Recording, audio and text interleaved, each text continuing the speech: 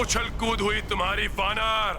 अब रावण की मायावी शक्तियों का सामना करो।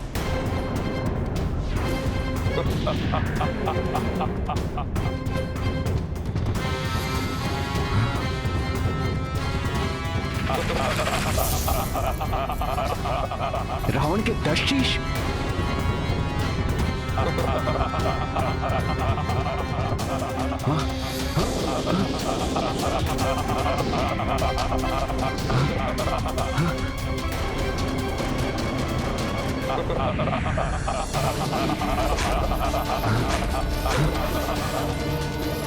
उतावलेपन में आकर महाराज सुग्रीव रावण से भिड़ गए, किंतु इसका परिणाम विपरीत भी हो सकता है।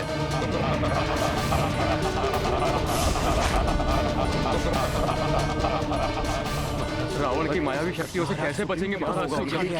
कैसे बचा? महाराज सुग्रीव तो घिर गए हैं।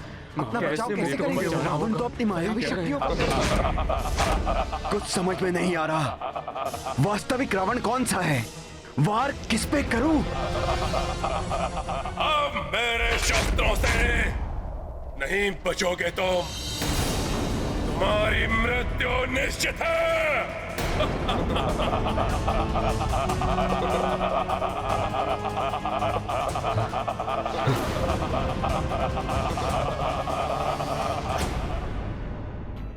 हनुमान, समय आ गया है, प्रस्थान करो। जी प्रभु।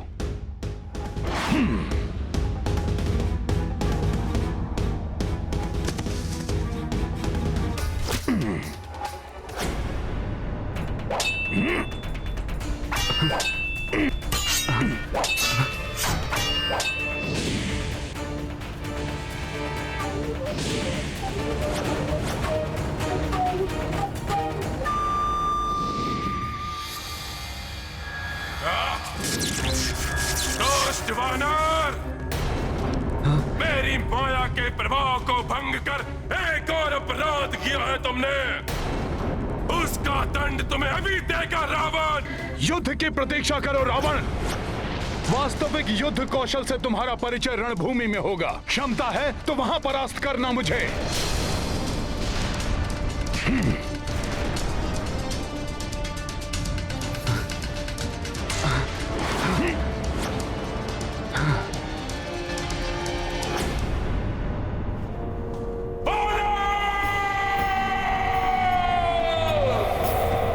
दशानन का मुकुट ले गया धूर्त वानर।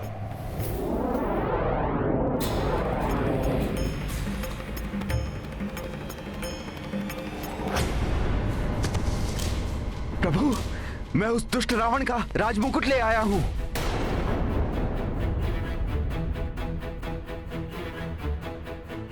मित्र सुग्रीव, यदि ये मुकुट लाने के कारण आपने इस उतावलेपन का प्रदर्शन किया है तो ये मुझे कदापि नहीं चाहिए मित्र सुग्रीव। राजा धैर्य खो उतावला हो जाए, ये कदापि उचित नहीं है मित्र सुग्रीव।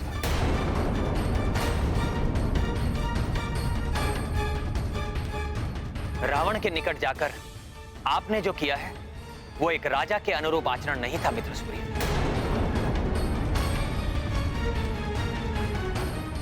मैं क्षमा चाहता हूं प्रभु, परंतु उस दुष्ट रावण को देखकर मैं अपनी क्रोध पर नियंत्रण नहीं रख सका। रावण! आपकी भावनाओं का मैं आदर करता हूं, परंतु आपका मंत्री होने के नाते आपको यह स्मरण कराना मेरा कर्तव्य है कि एक राजा को अपनी भावनाओं पर नियंत्रण रखना आवश्यक होता है, क्योंकि राजा पर ही सेना और प्रजा का सम्मान निर्भर होता है। यदि आज आपको कोई क्षति पहुंचती तो हम युद्ध करने से पूर्व ही पराजित हो जाते। हाँ महाराज सुग्रीव, राजा की पराजय तो संपूर्ण सेना की पराजय होती है।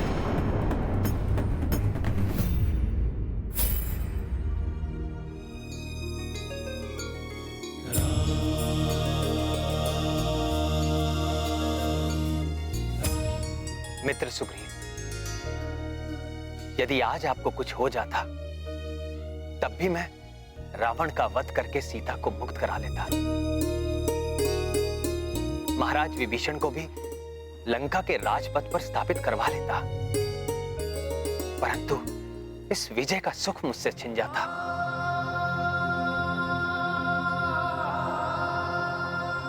महाराज सुग्रीव जैसे मित्र को खोकर मेरा जीवन नीरस हो जाता। प्रभु, मुझे क्षमा कर दीजिए। महाराज सुग्रीव, आप पुनः ऐसी भूल कभी नहीं करेंगे, ये वचन दीजिए मुझे। मैं वचन देता हूं प्रभु। प्रभु, अब तो इस राजमुकुट को स्वीकार कर लीजिए।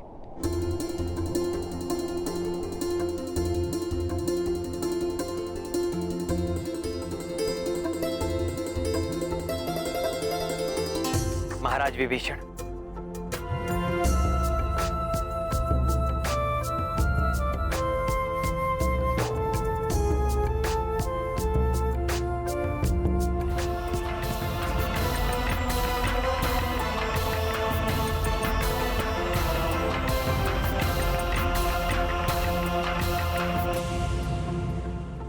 यहां पहुंचने के पूर्व मैंने आपका राज्य अभिषेक किया था और यहां आने के पश्चात आपको राज मुकुट भी प्राप्त हो गया। शीघ्र ही आप लंका के राज सिंहासन पर भी विराजमान होंगे। सब आपका ही आशीष है प्रभु। महाराज विभीषण की, महाराज विभीषण की, महाराज विभीषण की, महाराज विभीषण की, महाराज विभीषण की, महाराज विभीषण की, महाराज विभीषण की, महाराज विभीषण की, महाराज विभीषण की, महाराज विभीषण की। मुझे पूर्ण विश्वास है महाराज विभीषण कि आप लंका के राजकाज का दायित्व धर्मोचित मार्ग पर चलकर निभाएंगे।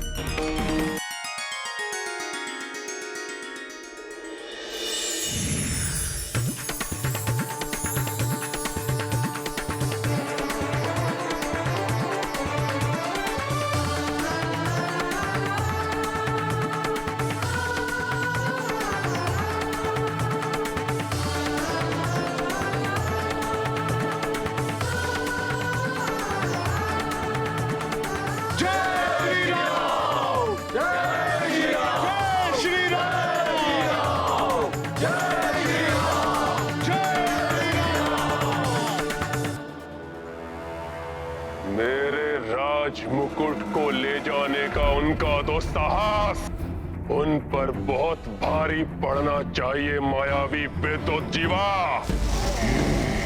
करो यथाशीघ्र उस राम का कटा हुआ शेष और उसका वो खंडित कोदंड धनुष और बाण उत्पन्न करो।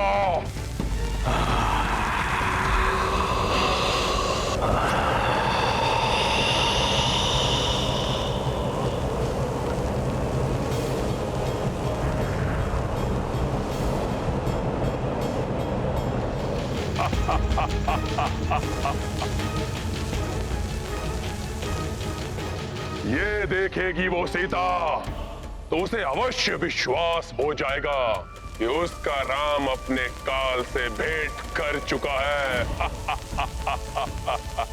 हताश होकर मुझे स्वीकार कर लेगी वो। विश्वास है मुझे कि अवश्य सफल होगी मेरी ये युक्ति।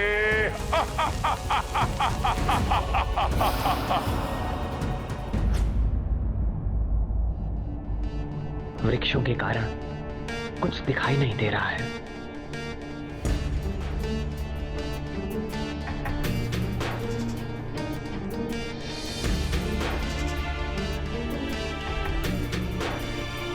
प्रभु, आप माता सीता के लिए चिंतित है ना? आप मुझे उन तक पहुंचाने के लिए कोई प्रतीक चिन्ह दीजिए जिससे उन्हें विश्वास हो जाएगा कि आप वानर सेना के साथ उन्हें लंका से ले जाने आए हैं। तब लंकेश रावण किसी भी प्रकार माता का मनोबल नहीं तोड़ पाएगा। प्रभु,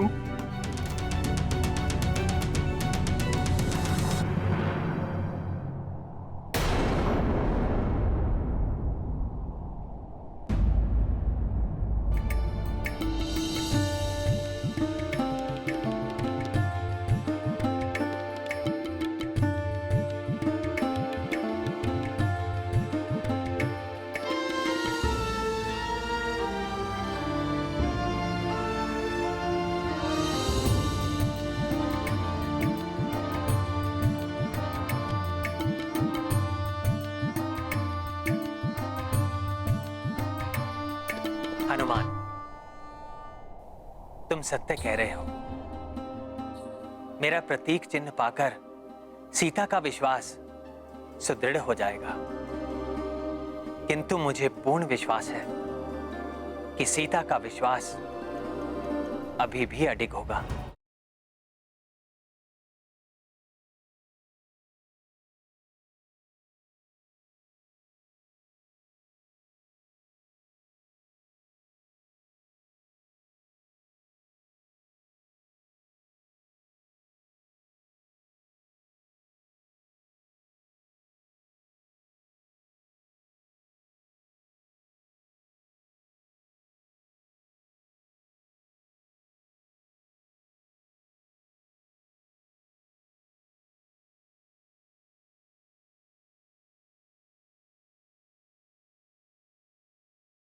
जनक नंदिनी, तुम्हारी दृष्टि जिसे सुवेल पर्वत पर ढूंढ रही है, वो वनवासी उधर नहीं, इस थाल में है।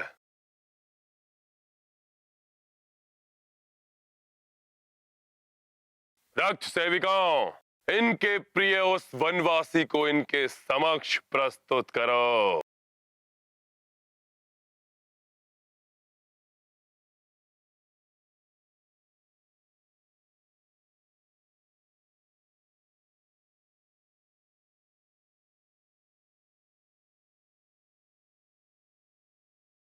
श्री राम,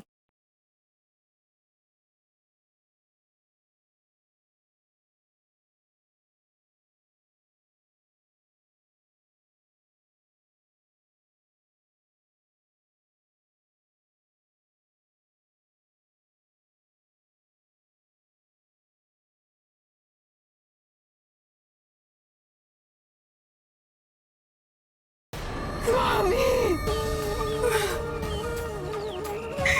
हे राम।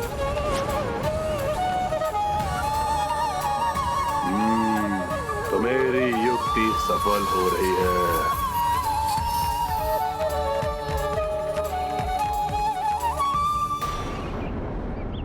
उन मूर्ख वानरों की टोली को साथ लेकर मेरी समेत लंका में प्रवेश करने के दुस्साहस का भयंकर दंड दिया है मैंने इसे। कल रात्रि ये नर, इसका भाई और वो रक्षक वानर गहन निद्रा में थे। तब मेरे सेनापति प्रहस्त और रक्ष वीरों ने आक्रमण करके एक ही वार में इसका शीश धड़ से अलग कर दिया। सुग्रीव भी ग्रीवा विहीन हुआ और गदा के प्रहार से तुम्हारे उस उद्दंड वानर का मस्तक चूर चूर होने के पश्चात इसका भी अंत हुआ।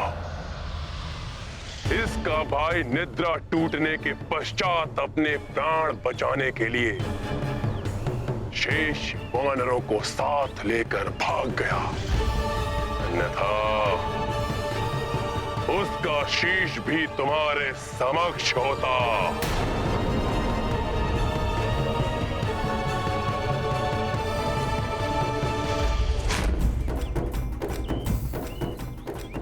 इसका ये कोदंड धनुष, अमोघ बाण, कोई भी इसकी रक्षा नहीं कर सके।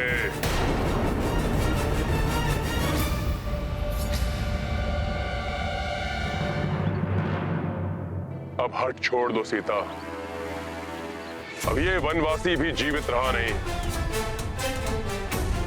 बन जाओ मेरी पटरानी, क्योंकि इसके अतिरिक्त और कोई विकल्प नहीं है तुम्हारे पास।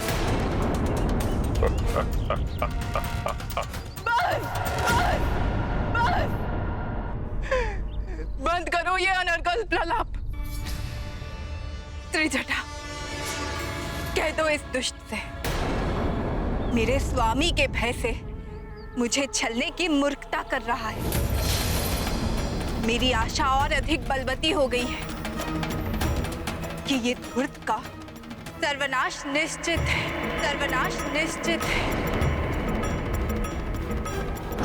प्रतीत होता है अपने पति के शीश को देखकर ये विक्षिप्त होती है। विक्षिप्त विक्षिप्त तो ये हो गया है भय के मारे। इसे ये ज्ञात ही नहीं कि मैं और मेरे स्वामी श्री राम दो देह एक प्राण है। मैं जीवित हूं। ये प्रमाण है इस तथ्य का कि मेरे स्वामी श्री राम पूर्णतया सुरक्षित है। ये है इस लंकेश के झूठ का प्रथम पटाक्ष।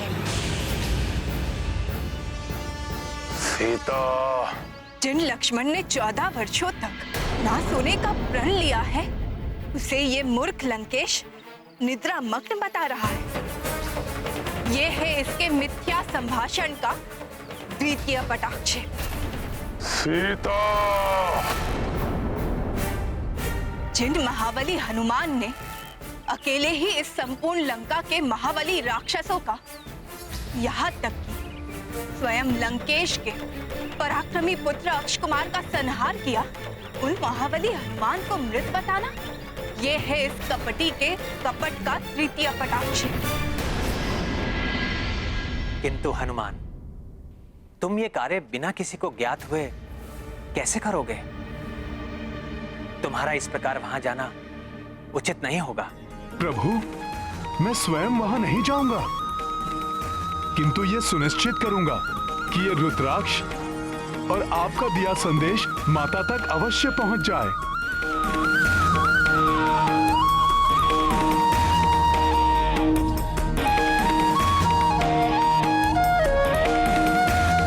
जिनके प्रतापी हाथों में आकर अटूट शिव धनुष भंग हो गया, उनका टूटा हुआ धनुष दिखाना, यह है लंकेश का चतुर्थ झूठ। जिन प्रभु श्री राम और भैया लक्ष्मण को गुरु विश्वामित्र ने बला और अतिबला नामक शक्तियां दी है, जो सुप्तावस्था में भी शत्रु को भांपकर उस पर आक्रमण कर देती है, उन पर सुप्तावस्था में आक्रमण, इस विक्षिप्त रावण का ये था पंचम झूठ।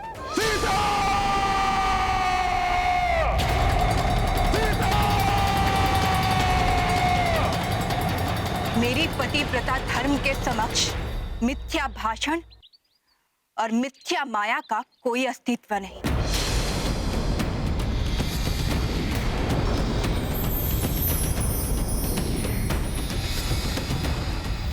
रावण, इस झूठी माया के प्रदर्शन तुमने ये सिद्ध कर दिया कि तुम कितने भयभीत हो मेरे स्वामी श्री राम से। अब तुम्हारी मृत्यु तुम्हारे निकट पहुंच चुकी है। मेरे स्वामी और सेवक हनुमान के रूप में।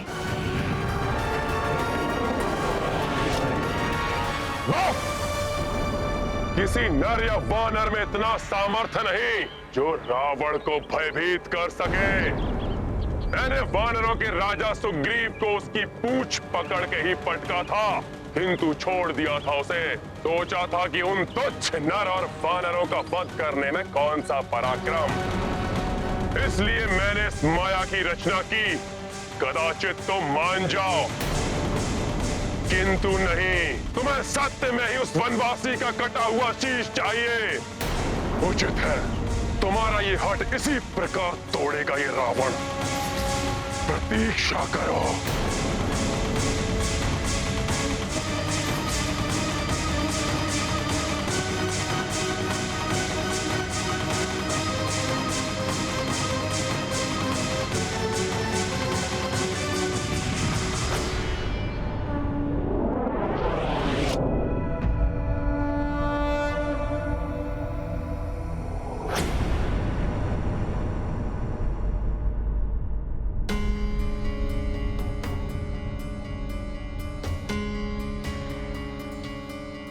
आगे नहीं जा सकता मैं। रावण वध से पूर्व मैंने आगे न जाने का प्रभु को वचन दिया है। मुझे कोई अन्य प्रकार से प्रभु का संदेश और ये रुद्राक्ष माला माता तक पहुंचानी होगी।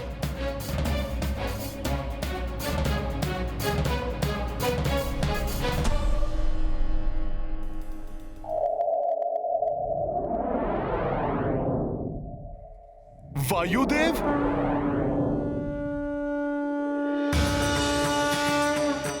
प्रणाम वायुदेव। गुरुदेव, आपसे विनती है, ये रुद्राक्ष माला आप माता सीता तक पहुंचा दें।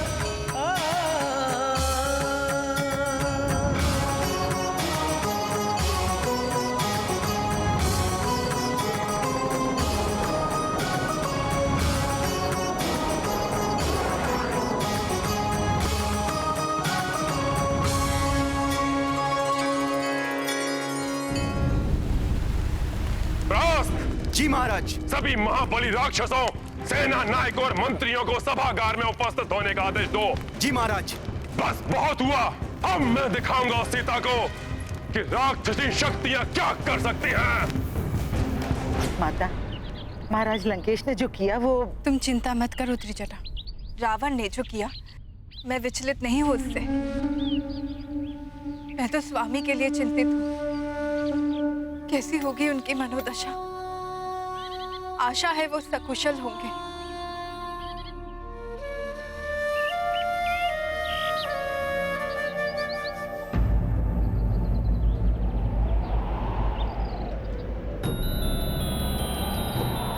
ये अकस्मात तीव्र वायु प्रवाह।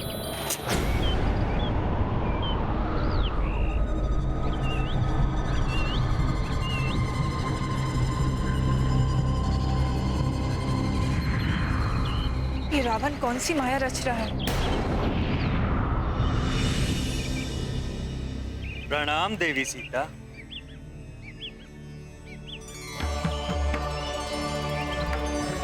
मैं वायुदेव। हनुमान ने मुझे ये प्रभु श्री राम की रुद्राक्ष माला लेकर भेजा। देवी, हनुमान ने प्रभु श्री राम का संदेश भी दिया है कि वो सकुशल लंका पहुंच चुके हैं और रावण के साथ युद्ध के लिए तत्परता से उपक्रम में जुटे हुए हैं। शीघ्र ही रावण के वध के पश्चात उनसे आपका मिलन होगा।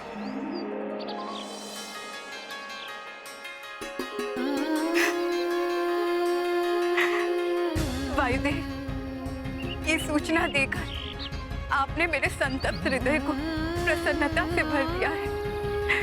धन्यवाद आपको।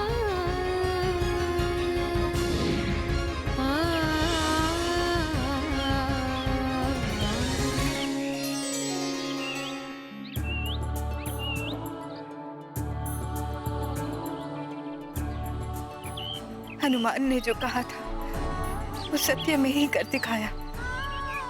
ये रुद्राक्ष की माला मेरे प्रभु की ग्रीवा की शोभा।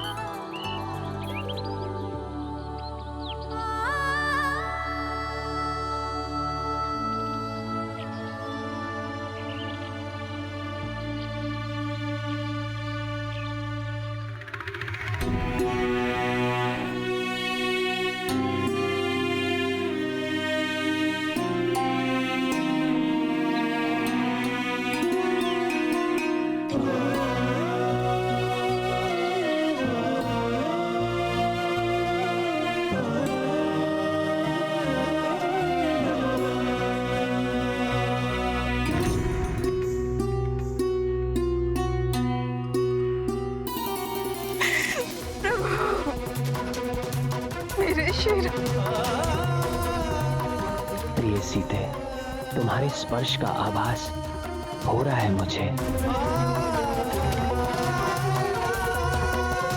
हनुमान, सीता प्रसन्न है। अवश्य ही उन तक संदेश पहुंच गया है मेरा। मैं समझ नहीं पा रहा हूं तुम्हारा धन्यवाद कैसे करूं। तुम बारंबार धन्यवाद के पात्र हो हनुमान, बारंबार। धन्यवाद कैसा प्रभु, मैं तो कृतज्ञ हूं कि आप मुझे सेवा का अवसर दे रहे हैं। आपके चरण रज ही मेरे लिए सबसे बड़ा उपहार है प्रभु। आप तो बस आदेश दीजिए कि मुझे और क्या करना है। हनुमान, अब हमें युद्ध की योजना बनानी आरंभ कर देनी चाहिए।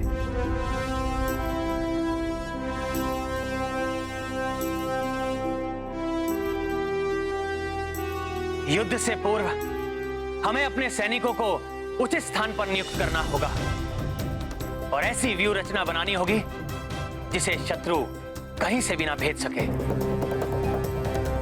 पिछली बार हमारी अवैध लंका के सुरक्षा चक्र को अनेक स्थानों से भेद कर उस एकमात्र वानर ने लंका में प्रवेश कर लिया था और अब वानरों की पूरी सेना लंका के बाहर खड़ी हुई लंका में प्रवेश करने का प्रयास कर रही है। इसलिए आप सबके साथ रणनीति पर विचार करने से पूर्व हमें लंका की सुरक्षा व्यवस्था को और अधिक सुदृढ़ करना होगा। लंकिनी और क्रौंचा की सुरक्षा व्यवस्था उस वानर की शक्ति के सामने असफल सिद्ध हुई। इसलिए अब भ्राता महोदय, आप लंका के मुख्य द्वारों की सुरक्षा व्यवस्था को और अधिक सुदृढ़ करेंगे। भ्राता लंकेश, मैं मुख्य द्वार पर विशाल स्वचालित सुरक्षा यंत्र स्थापित करूंगा जो स्वतः ही शस्त्रों, तीरों एवं आग्नेयास्त्रों की बौछार करने में सक्षम हैं। यही नहीं, मैं ऐसे विषैले राक्षस भी द्वारपाल के रूप में नियुक्त करूंगा वहां जिनके स्पर्श मात्र से ही प्राणी की मृत्यु हो जाए। रावण अपने चारों मुख्य द्वारों की सुरक्षा व्यवस्था और कड़ी कर रहा है। इसीलिए चारों द्वारों पर हमारे महायोद्धा नियुक्त होंगे जो उनका सामना तो करेंगे ही, साथ ही उनकी सुरक्षा व्यवस्था को तोड़ने का भी प्रयास करेंगे। हनुमान, कौन योद्धा कहां नियुक्त होगा ये तुम निश्चित करोगे। लंका के पूर्वी द्वार पर महाबली, युद्धपति, नील, गंधमादन और सुषेण, इनके नेतृत्व में 1 कोटि वानर सेना नियुक्त होगी। युवराज अंगद की कड़ी निगरानी में सेनापति ऋषभ, गवाक्ष, गज, गवय और उनकी 1 कोटि की सेना पश्चिमी द्वार की ओर बढ़ेगी।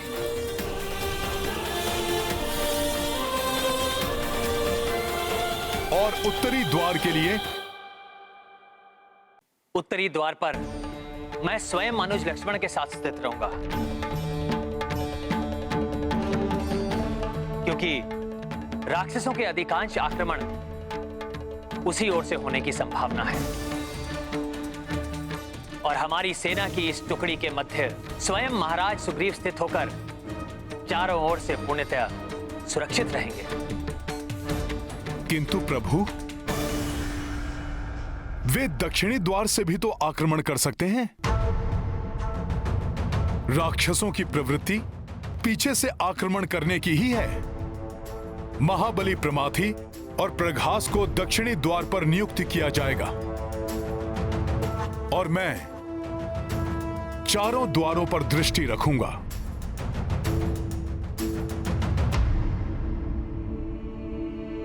असुर श्री मायासुर, ये धूर्त वानर लंका के चारों द्वारों की ओर बढ़ रहे हैं।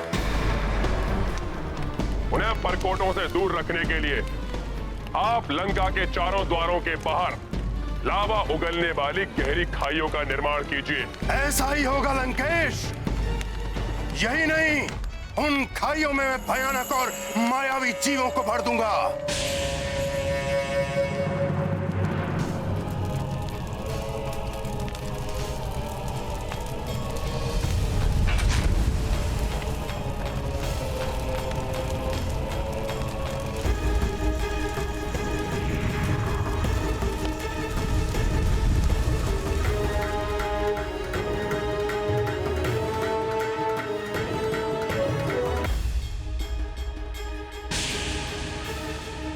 इसने तो लंका के परकोटों के चारों ओर गहरी खाइयों का निर्माण कर दिया है।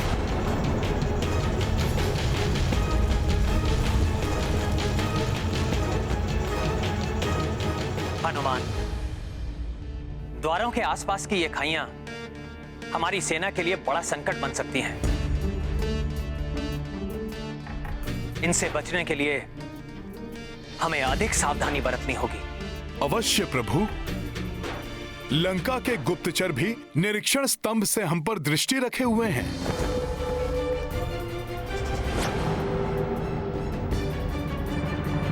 एक एक नेत्र वाले निरीक्षकों को हटा दो, वध कर दो उनका। वो योग्य और सक्षम है। भ्राता महापार्श्व, उनके स्थान पर योग्य और सूक्ष्म दृष्टि रखने वाले निरीक्षकों को नियुक्त करो, जो लंका से ही उन वानरों की सभी क्रियाओं पर सूक्ष्म दृष्टि रख सके। आप निश्चिंत रहिए भ्राता लंकेश, ऐसा ही होगा। उन असक्षम एवं एक नेत्र वाले राक्षसों के स्थान पर मैं उन मायावी राक्षसों की नियुक्ति करूंगा जो मायावी दृष्टि भी रखते हैं। तुम जैसे असमर्थ राक्षसों की इस लंका में कोई आवश्यकता नहीं। हटो।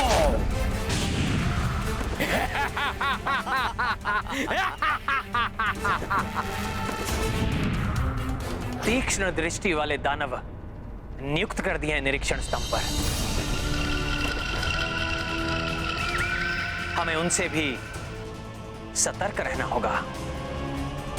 यही नहीं प्रभु, ये मायावी दानव आघात करने वाले शस्त्रों से भी सज्जित हैं।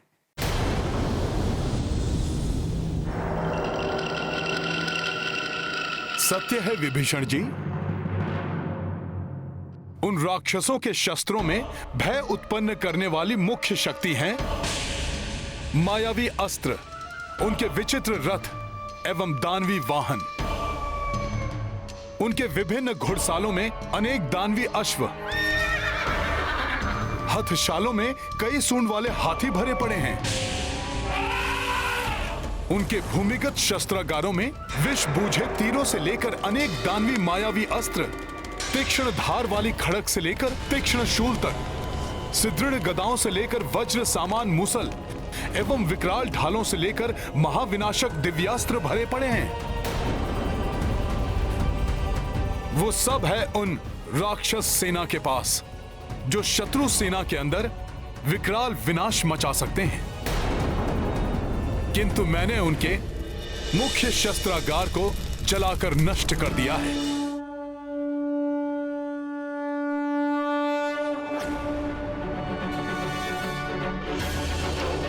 हमारे मुख्य शस्त्रागारों को, हमारे दिव्य अश्वों वाले घुड़साल को जला दिया है उस तुच्छ वानर ने। सेनापति परास्त, ये तुम्हारा उत्तरदायित्व है कि हमारे अस्त्र शस्त्र और दानवीय अश्वों की संख्या हमारे भूमिगत शस्त्रागारों और घुड़सालों में बढ़ा दी जाए। मैं अभी जाकर अस्त्र निर्माताओं को बड़ी मात्रा में नवीन अस्त्र बनाने का निर्देश देता हूं महाराज, जो उन वानरों के समूह का सहजता से संहार कर सकें। और इसके लिए मैं दानव शिल्पी मयासुर की भी सहायता लूंगा महाराज।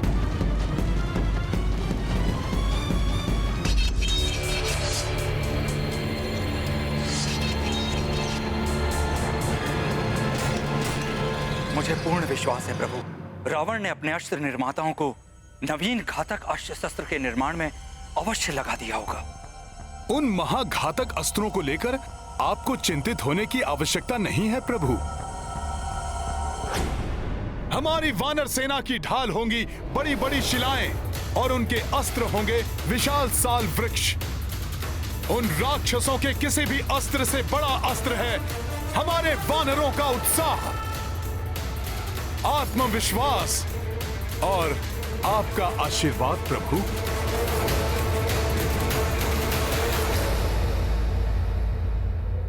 जय श्री राम, जय श्री राम, जय श्री राम, जय श्री राम। प्रभु, प्रभु हमारी सेना युद्ध के लिए तत्पर और सज्जित है। आप आदेश दीजिए, हमें कब युद्ध की घोषणा करनी है? हम रघुवंशियों का नियम है, हम सीधे युद्ध की घोषणा नहीं करते। युद्ध अंतिम विकल्प है, इसलिए हम रावण के पास पहले अपना शांति दूत भेजेंगे।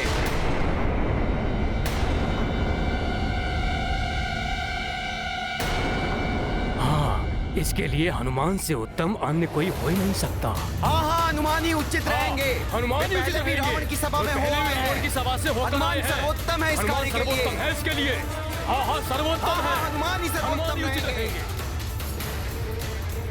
प्रभु, आपका कार्य करना तो मेरा परम सौभाग्य है, किंतु शांति दूत के लिए मैं उपयुक्त नहीं हूं।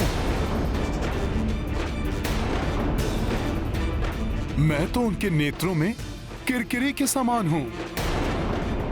मुझे देखते ही उन राक्षसों को लंका दहन का दृश्य स्मरण हो आएगा प्रभु।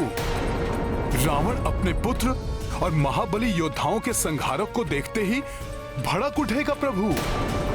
फिर शांति वार्ता कैसे संभव होगी?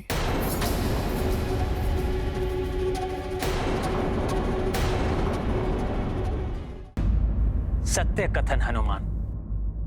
अब तुम्हें ही बताना होगा कि किसे शांति दूत बनाकर भेजा जाए।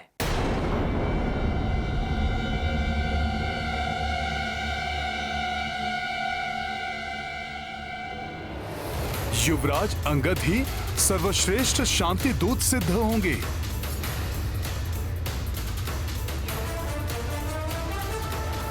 प्रभु, इनके पिता महाराज बाली रावण के अभिन्न मित्र रह चुके हैं,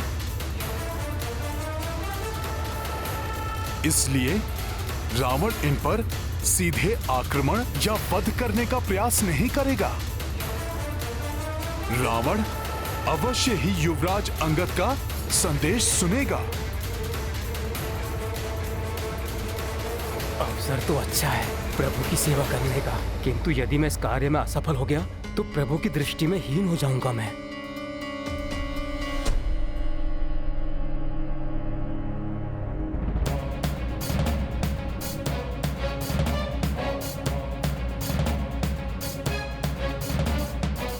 युवराज अंगद, मैं समझ रहा हूं तुम्हारी चिंता को। मेरी बात ध्यान से सुनो। मुझे अष्ट सिद्धियां प्राप्त हैं: अरिमा, महिमा, गरिमा, लागिमा, प्राप्ति, पराक्रम्य, इशित्व और वाशित्व। मैं उन्हें तुमसे भी बांट लूंगा। मुझे विश्वास है कि उन अष्ट सिद्धियों के होते हुए तुम अपने कार्य में असफल हो ही नहीं सकते। आओ अंगद।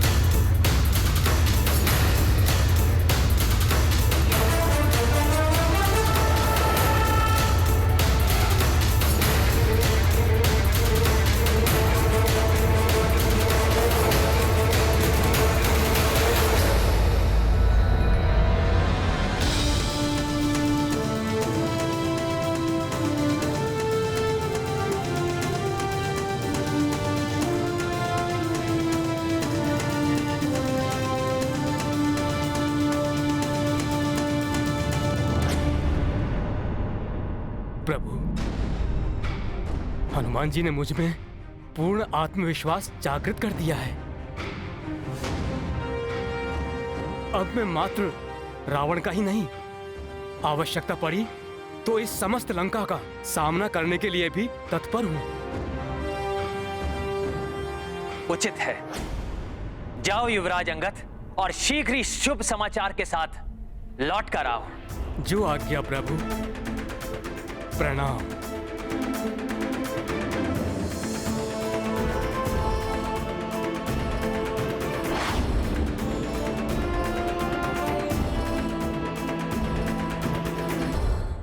आशा है अंगद कार्य को सफलतापूर्वक संपन्न करेंगे। यदि कोई अनहोनी हुई तो मेरे विचार से मुझे भी वहां अंगद के साथ होना चाहिए, किसी भी अनहोनी को घटने से रोकने के लिए।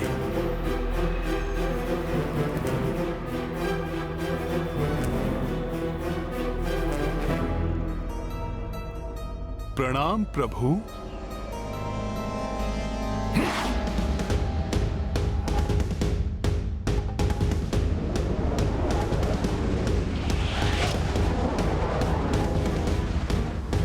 युवराज युवराज अंगद की सुरक्षा के लिए मुझे उनके समीप ही रहना होगा, किंतु कोई मेरी उपस्थिति ज्ञात न कर ले।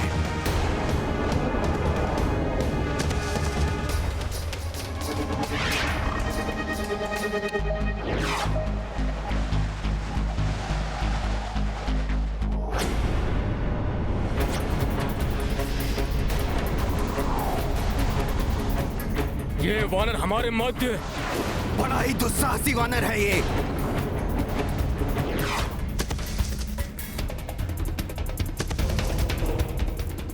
ये राक्षस युवराज अंगद को कोई हानि न पहुंचा दे। वध कर दो इस दुष्ट वानर का। ये राक्षस तो आक्रमण करने वाले हैं।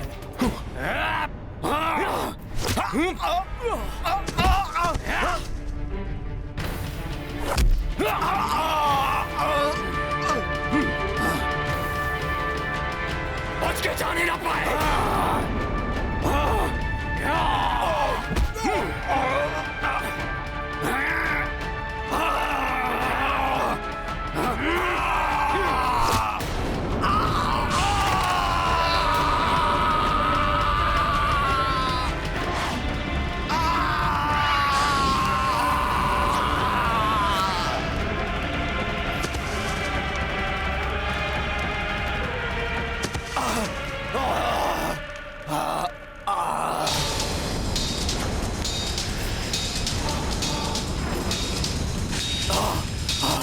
किसने किया इतना बड़ा दुस्साहस? मैंने किया ये।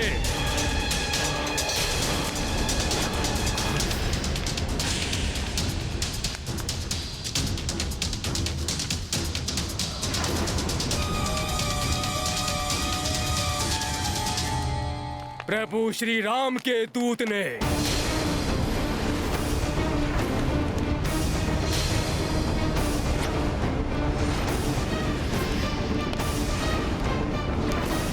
यदि अंगद ऐसे ही उग्र व्यवहार करते रहे तो शांति वार्ता कैसे संभव होगी?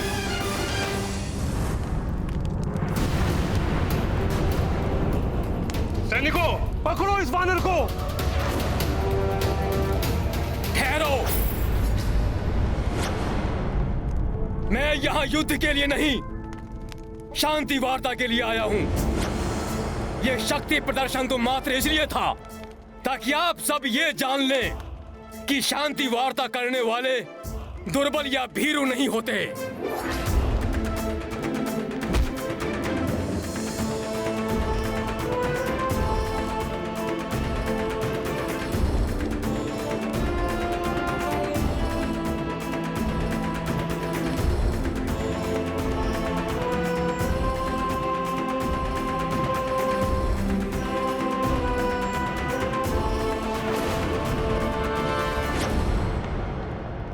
पहले भी एक दूत आया था, बस वनवासी नर का। विभीषण की बातों में आकर जिसे मैंने जीवन दान दिया,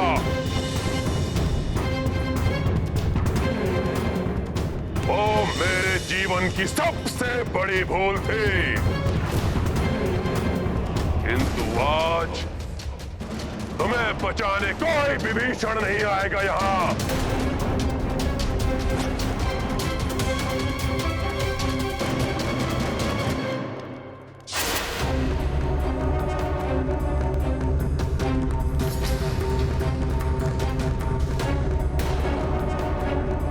यहाँ आने का दुस्साहस कर बहुत बड़ी भूल की है तुमने वानर।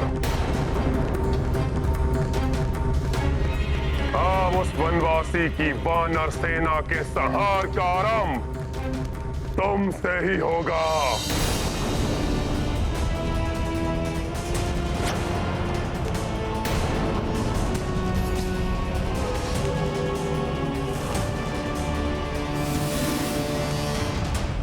युवराज अंगद कहीं कुछ और ऐसा न कर दें जिससे रावण और भड़क उठे। मुझे उनकी सुरक्षा के प्रति सतर्क रहना होगा।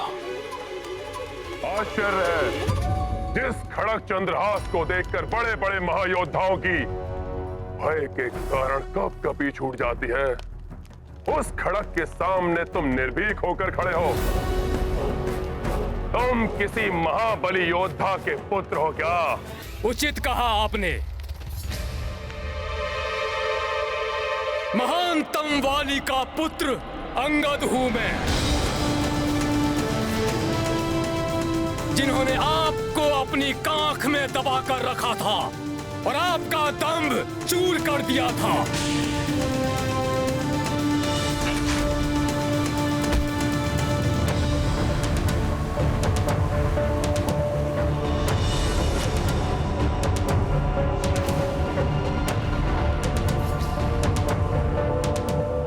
वानर!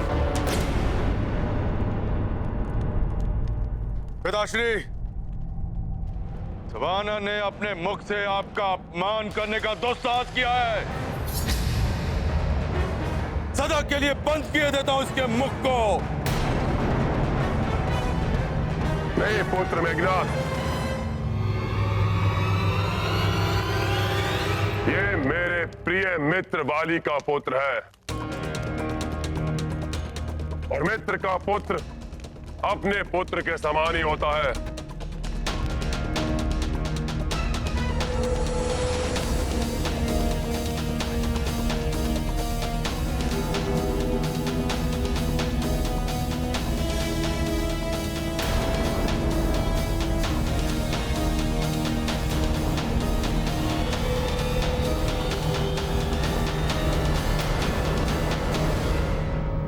पुत्र, तुमने अपना परिचय देकर मुझे पुत्र वध के पाप से बचा लिया।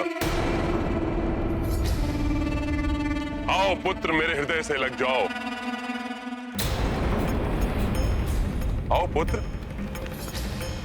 ये दुष्ट राक्षस कहीं कोई छल करने तो युवराज अंगद की ओर नहीं बढ़ रहा है? आओ पुत्र।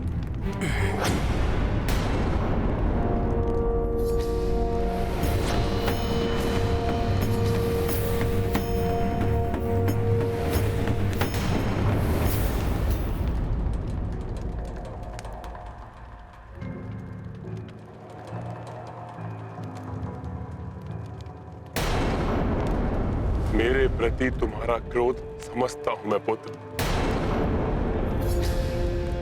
मैं तुम्हारे पिता की रक्षा नहीं कर पाया। पिता की हत्या के पश्चात तुम इतने विवश हो गए कि दूत बनना पड़ा उस वनवासी का, जिसने छल से छिपकर तुम्हारे का निर्मम वध किया। परंतु तुम अब उचित स्थान पर आए हो पुत्र।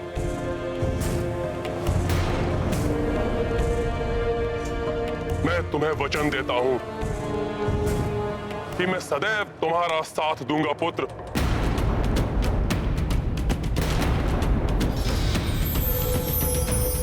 हे प्रभु, ये कपटी राक्षस तो युवराज अंगद के मस्तिष्क में विष घोलने का प्रयास कर रहा है।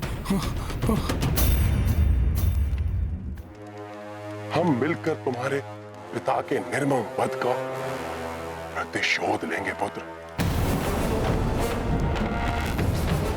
छलिया है वो वनवासी,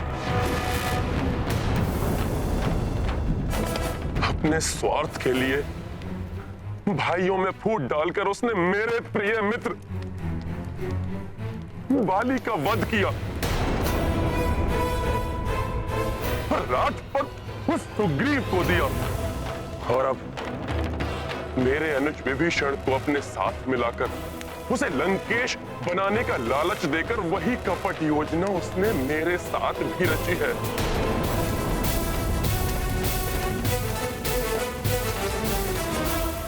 रावण, बंद करो ये अनर्गल प्रलाप। मेरे धैर्य की परीक्षा मत लो। परंतु हम उसे सफल नहीं होने देंगे पुत्र। मैं जानता हूं तुम्हारे भीतर भी प्रतिशोध की ज्वाला अवश्य धधक रही होगी। मेरा साथ दो पुत्र, हम मिलकर उस वनवासी का अंत कर देंगे। फिर उस सुग्रीव को तुम्हारे मार्ग से हटाकर तुम्हें तुम्हारा अधिकार, तुम्हें तुम्हारा राज्य दिलवाकर मैं अपने प्रिय मित्र वाली का भी ऋण चुका दूंगा।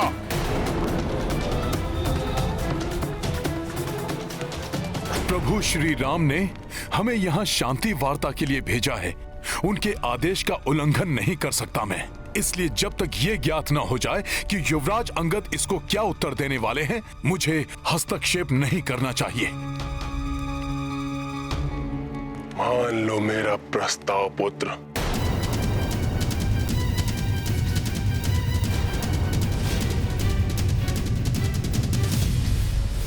पाप कर्म में लिप्त, पाप की कीचड़ के अतल दलदल में धंसे हैं आप लंकेश। आपको मुझे परामर्श देने का कोई अधिकार नहीं। मैंने जीवन पर्यंत धर्म का साथ देने का प्रण किया है। अधर्म और अधर्मी दोनों का साथ मुझे स्वीकार नहीं। लंकेश, जिस प्रकार पिताश्री को धर्म और मर्यादा के उल्लंघन करने का दंड मिला था, उसी प्रकार आप भी अपनी मृत्यु के लिए तैयार हो जाइए, या अधर्म को छोड़ धर्म पथ को स्वीकार कीजिए।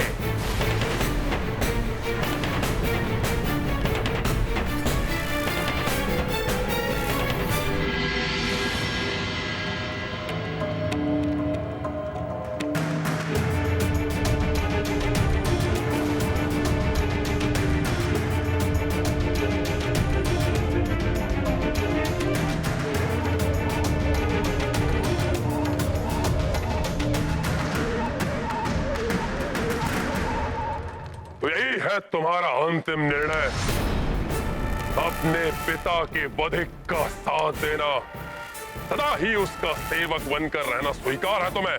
हाँ, मेरी प्रभु भक्ति और मेरा निर्णय हिमालय के समान अड़िग है। रामदूत होने के नाते आपको प्रभु श्री राम की अंतिम चेतावनी सुनाना मेरा कर्तव्य है।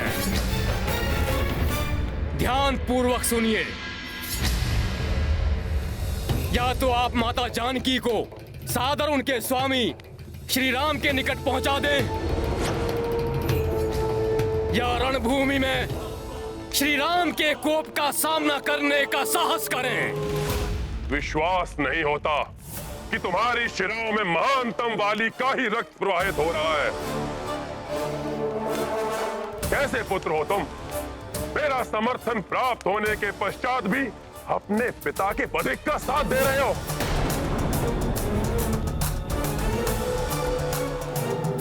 रुदन कर रही होगी महानतम वाली की आत्मा ये देखकर। सत्य कह रहे हैं आप। अपने अंतिम समय में रुदन किया था मेरे पिताश्री ने। प्रभु प्रेम से भाव विह्वल होकर अश्रु बहाए थे उनके नेत्रों ने।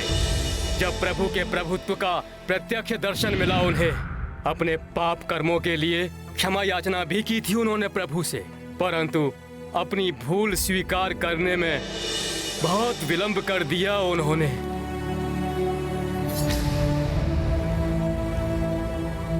पिताश्री के मित्र हैं आप, इसीलिए समझा रहा हूं आपको। अभी भी समय है आपके पास। प्रभु ने अपनी शरण में आने का अवसर दिया है आपको। उठा लीजिए उसका लाभ। रक्षा कर लीजिए अपनी और अपनी लंका की। देर होने के पूर्व ही संभल जाइए लंकेश। अपनी जीवा पर नियंत्रण रखो वानर। मित्र के पुत्र हो, इसलिए अभी तक यहाँ जीवित खड़े हो, अन्यथा अभी यहीं पृथ्वी में गाड़ देता तुम्हें। आपकी दया से नहीं, मैं यहाँ अपने प्रभु श्री राम के बल पर खड़ा हूँ। मुझे गाड़ना तो दूर, यहाँ लंका की इस राज सभा में किसी में इतना सामर्थ्य नहीं कि वो मेरा पांव अपने स्थान से डिगा भी सके।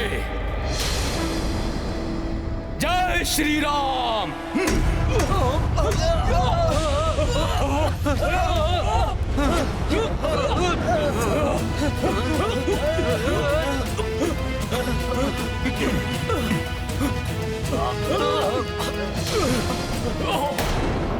रणभूमि में प्रभु श्री राम की शक्ति का सामना करने के पूर्व उनके नाम की अपार शक्ति से परिचय कर लीजिए लंकेश। किष्किंधा का युवराज और रामदूत होने के नाते मैं ये घोषणा करता हूं, यदि इस राक्षस सभा में उपस्थित किसी भी योद्धा ने मेरे इस पांव को अपने स्थान से हिला दिया तो मैं ये वचन देता हूं, ये मेरी ही नहीं स्वयं मेरे प्रभु श्री राम की भी पराजय होगी, जिसके परिणाम स्वरूप प्रभु श्री राम बिना युद्ध किए अपनी समस्त सेना के साथ लौट जाएंगे। कहिए लंकेश, स्वीकार है मेरी चुनौती?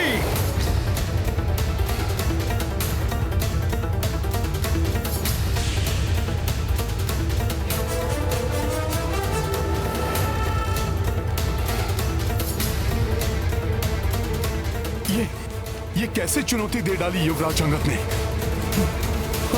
वानर तो वानर ही रहेंगे। मूर्ख वानर,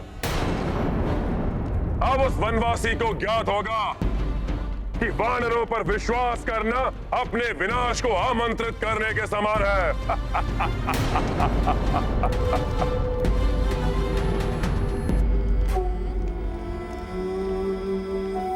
विश्वास तो मुझे है अपने प्रभु श्री राम के नाम की महिमा पे। यदि इस राजसभा में किसी को कोई संदेह है तो वो आए और मेरा पांव हिलाकर दिखाए।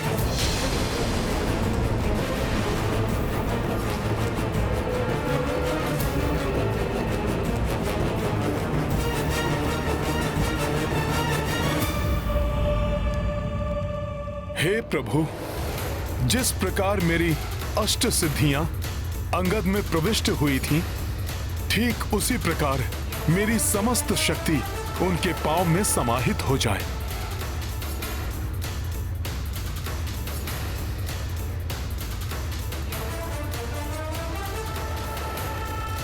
जय श्री राम।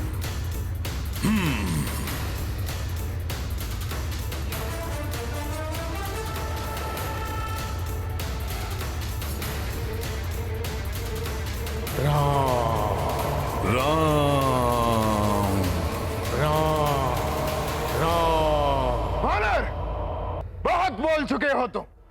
मैं अभी तुम्हारा ये पांव हिलाऊंगा और यही पटक पटक कर वध भी करूंगा तुम्हारा। तो आओ राक्षस वीर, दिखाओ अपना सामर्थ्य और कर लो अपनी इच्छा पूर्ण।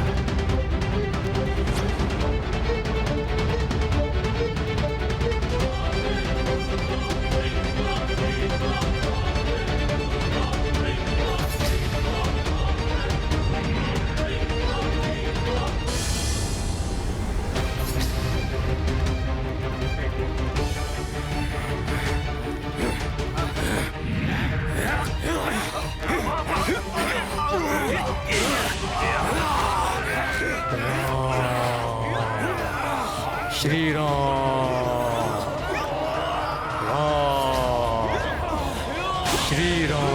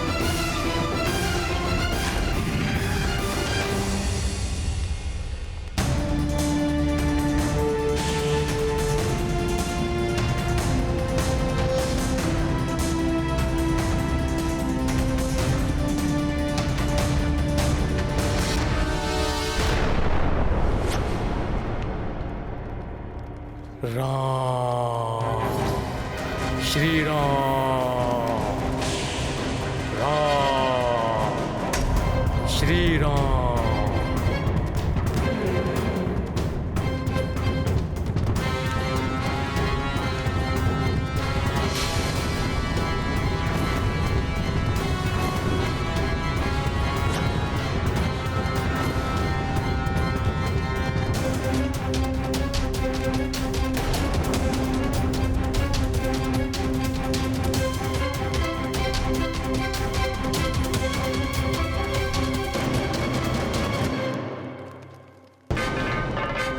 जिसने अपनी शक्तिशाली भुजाओं से महादेव के निवास कैलाश पर्वत को ही हिला दिया था, ये वही रावण है।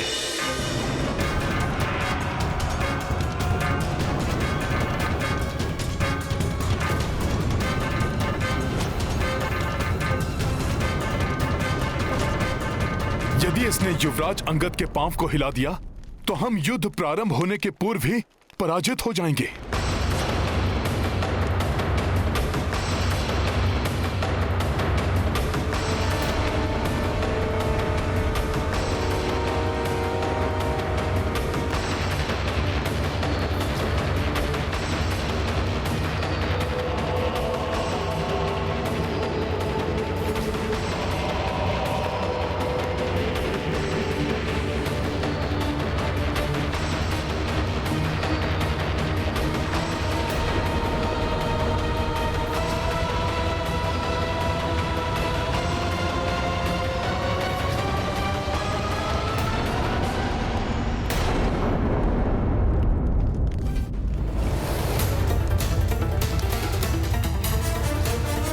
मुझे शीघ्र ही अंगद को हटाना होगा, अन्यथा अनर्थ हो जाएगा।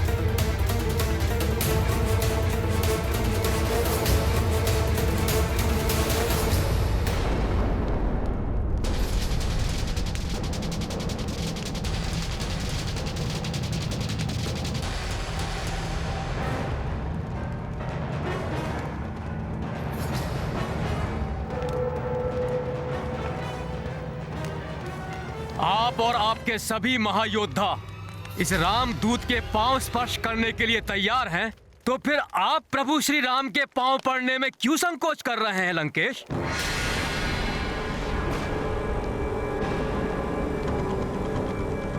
मेरे पिता के मित्र हैं आप, पिता तुल्य हैं, इसलिए आपसे अपने पांव को स्पर्श करवाना मेरे लिए पाप होगा। ये मर्यादा मैंने प्रभु श्री राम से सीखी है, इसलिए पीछे हट गया। वैसे भी मेरे चरण स्पर्श करने से आपको कुछ प्राप्त नहीं होगा लंकेश। आपका जीवन तो तब सफल होगा जब आप प्रभु श्री राम के चरणों में शरण लेंगे। उनके पावन चरणों की महिमा मैं आपको बताता हूं लंकेश।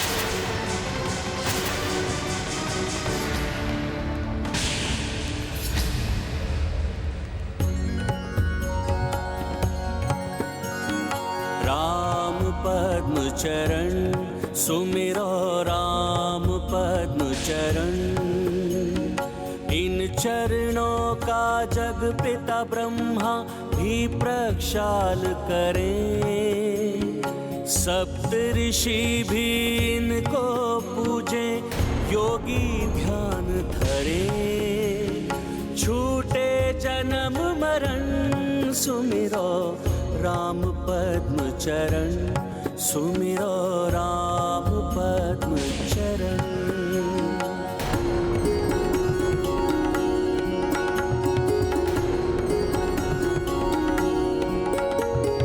बलि को इन चरणों ने पाताल में भेज दिया, तीनों लोक को तीन ही पग में क्षण में नाप लिया।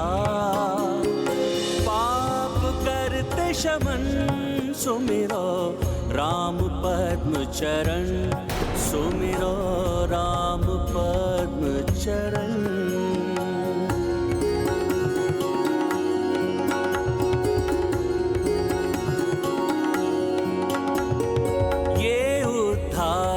चरण है जो पाषाण को कर दे अहिल्या, इन चरणों को सेवे लक्ष्मी, इनसे निकली गंगा।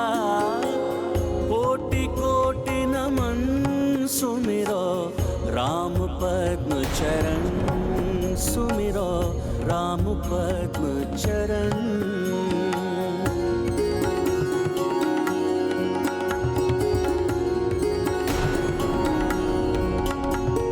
समय है अभी तुम भी दशानन, अपने अहम को तज दो।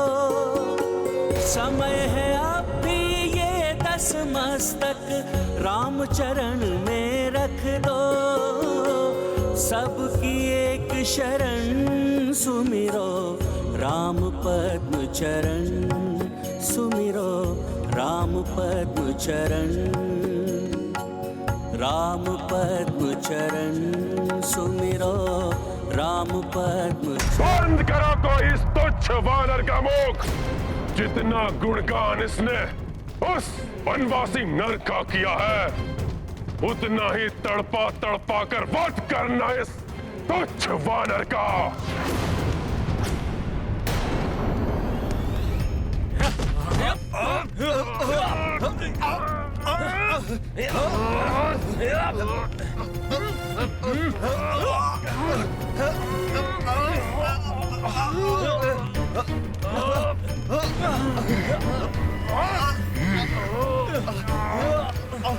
जय श्री राम, जय श्री राम।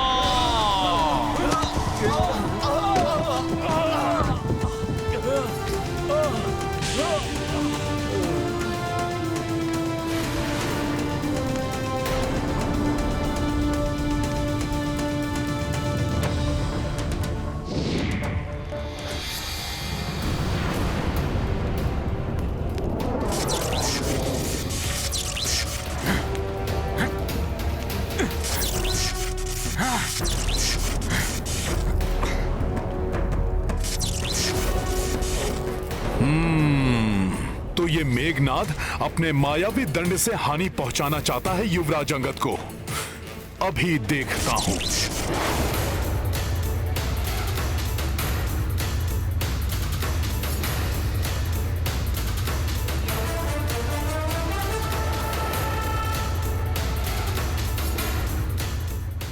मेरी रक्षा कौन कर रहा है?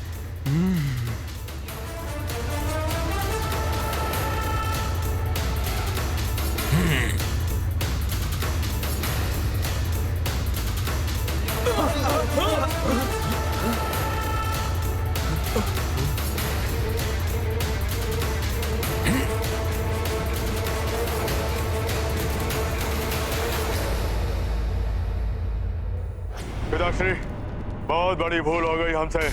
उस वानर का मुख खुलने से पूर्व ही उसका वध कर देना चाहिए था। चिंता मत करो पुत्र, क्षमा नहीं करूंगा मैं उसे। और उसके उस वनवासी स्वामी को नष्ट कर दूंगा मैं सभी को।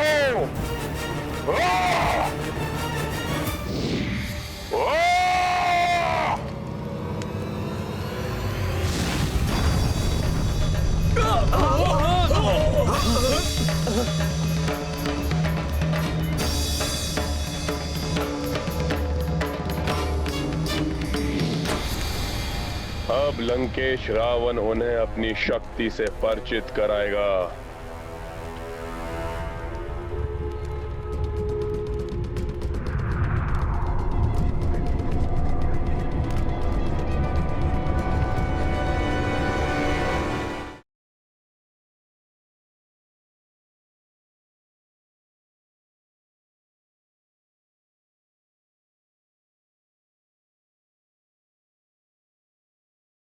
प्रणाम प्रभु। प्रणाम। तो रावण ने पुनः एक दूत को हानि पहुंचाने की चेष्टा की। हाँ प्रभु, विनाश काले विपरीत बुद्धि। जिस प्रकार एक नेत्रहीन व्यक्ति को सूर्य का प्रकाश नहीं दिखाया जा सकता, ठीक उसी प्रकार उस दुष्ट रावण को सद्बुद्धि देकर धर्मोचित सन्मार्ग पर नहीं लाया जा सकता।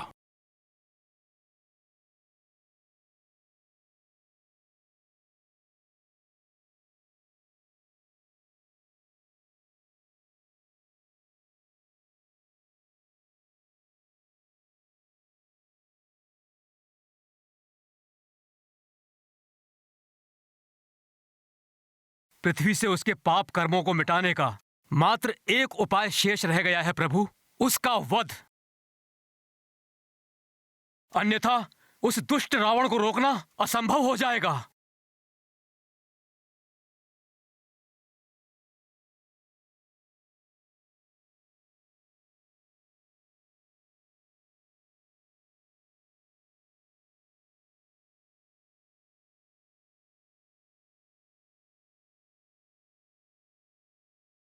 सावधान! प्रतीत होता है हमारी ओर कोई मायावी अस्त्र प्रक्षेपित किया है उस दुष्ट रावण ने।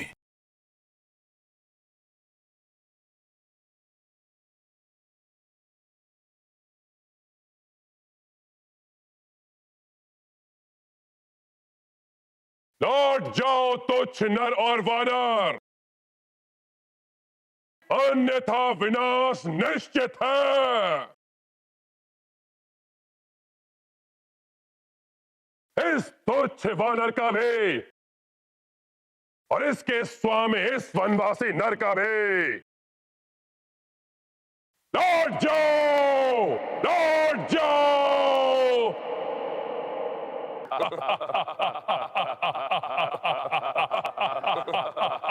युद्ध तो अब होकर ही रहेगा।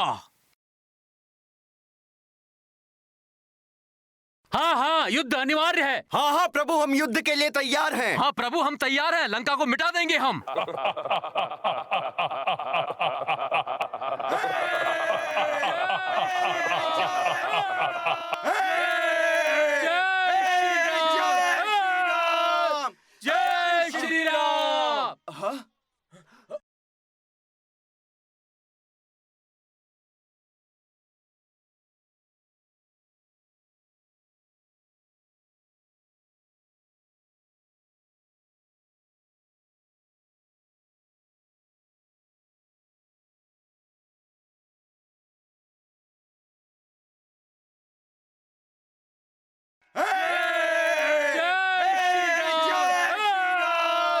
जय श्री राम। ध्वस्त कर देंगे लंका को, अपने प्रहारों से भेद देंगे लंका की सुरक्षा को, खंडित करेंगे लंका की सुरक्षा को, पाट देंगे लंका की खाइयों को, लंका में प्रवेश करेंगे हम, देंगे लंका के परकोटे, विजयी होंगे हम। शक्तिशाली श्री राम की आक्रमण, आक्रमण, आक्रमण, आक्रमण,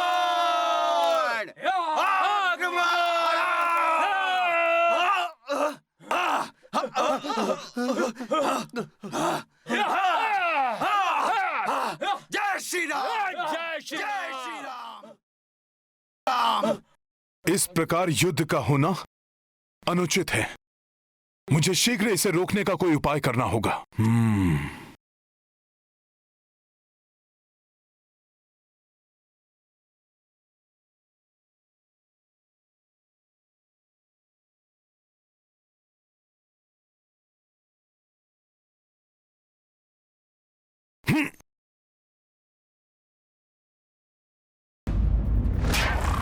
भयंकर आक्रमण है इन वानरों का। उनको रोकना असंभव प्रतीत हो रहा है। रक्षा करो अपने प्राणों की। युवराज मेघनाद, सहायता कीजिए।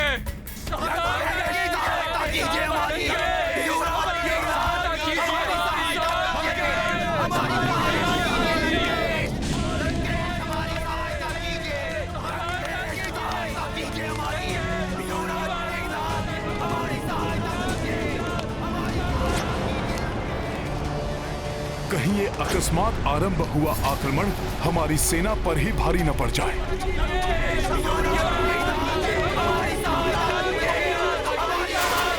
मेघनाद, रोको इन दंड वानरों को।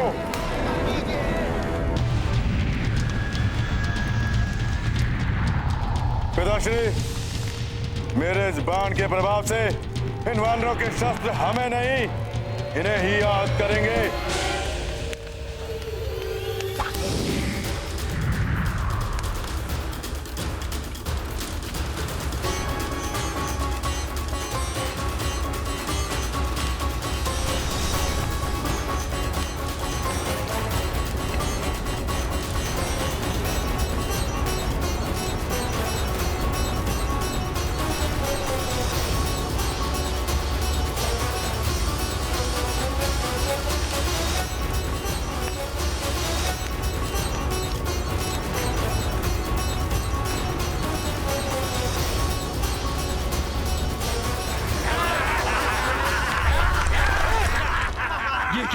लंका के चारों ओर ये अभेद सुरक्षा कवच कैसे उत्पन्न हो गया? सभी अपनी सुरक्षा करें। हे प्रभु, हमारी रक्षा करें। भागो!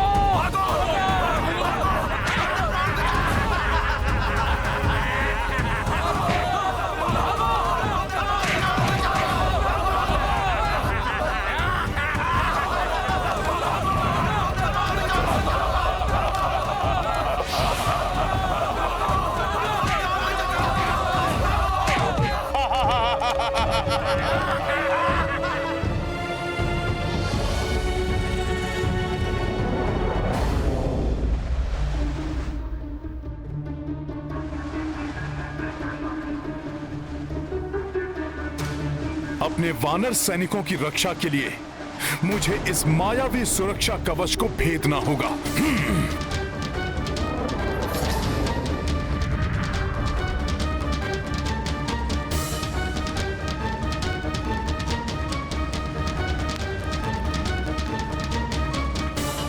ये वानर क्या करने जा रहा है?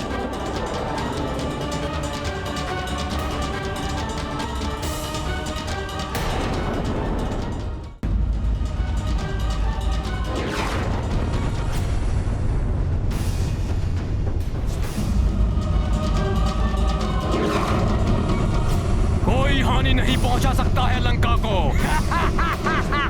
देखो, वानर अपनी सेना पर गिरने वाला है। युवराज मेघनाद द्वारा स्थापित सुरक्षा कवच नहीं भेद पाएंगे ये वानर।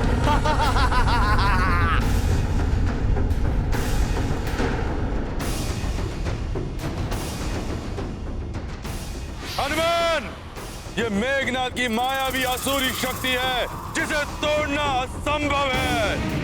असंभव इस मायावी कवच को तोड़ना नहीं, अभी तू हनुमान के साहस और दृढ़ निश्चय को भेदना है मेघनाद।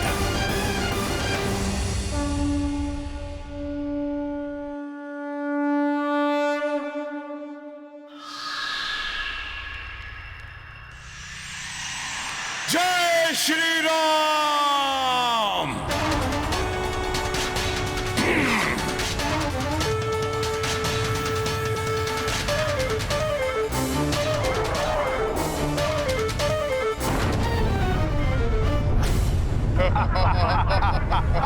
करो करो वानर, और अधिक प्रयत्न करो। जय श्री राम।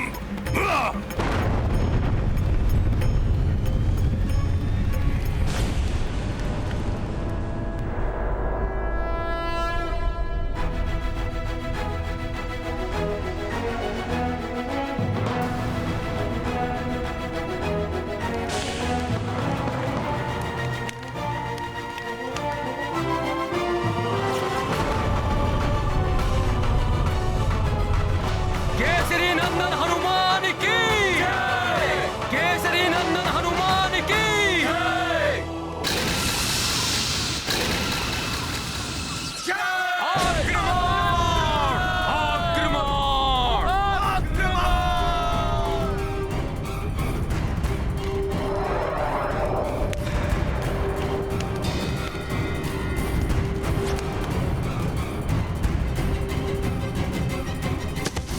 नहीं, रुक जाओ सब।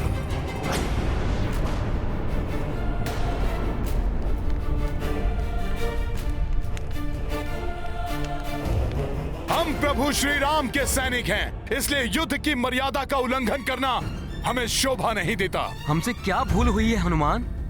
भूल? तुम सबने जो किया वो किसी पाप से कम नहीं था। क्या करने जा रहे थे तुम सब? क्या प्रभु श्री राम ने तुम्हें आक्रमण करने का आदेश दिया था? क्या प्रभु श्री राम और भ्राता लक्ष्मण युद्ध के लिए आगे बढ़े? किस आधार और किसकी आज्ञा पर युद्ध प्रारंभ किया आपने? ये कैसे युद्ध की मर्यादा है?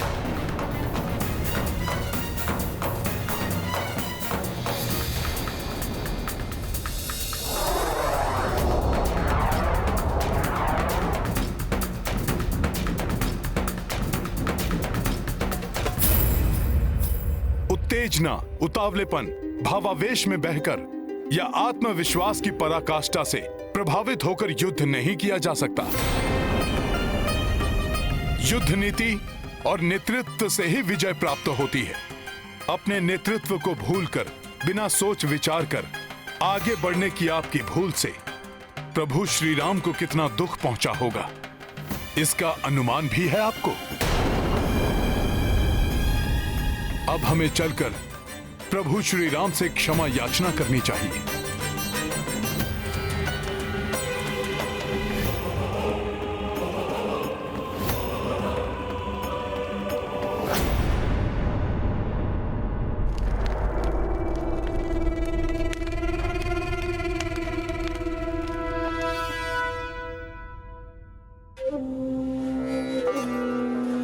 प्रभु,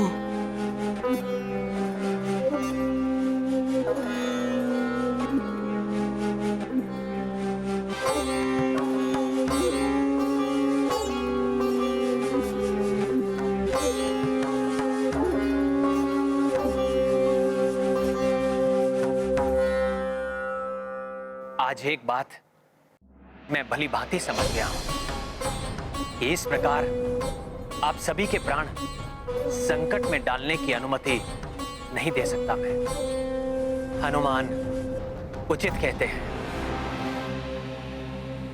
इस प्रकार नेतृत्वहीन युद्ध करने से हमारी संपूर्ण सेना क्षतिग्रस्त हो सकती है, जो मैं सहन नहीं कर सकता। इसलिए मैंने निश्चय कर लिया है कि आप में से किसी को भी अपने प्राण संकट में नहीं डालने दूंगा मैं, भले ही ये युद्ध मुझे अकेले क्यों ना करना पड़े। न्याय, धर्म, नीति और युद्ध के नियमों पर आधारित युद्ध ही करूंगा मैं। इसलिए महाराज सुग्रीव, आपसे मेरा विनम्र निवेदन है कि आप अति शीघ्र अपनी सेना के साथ यहां से लौट जाएं।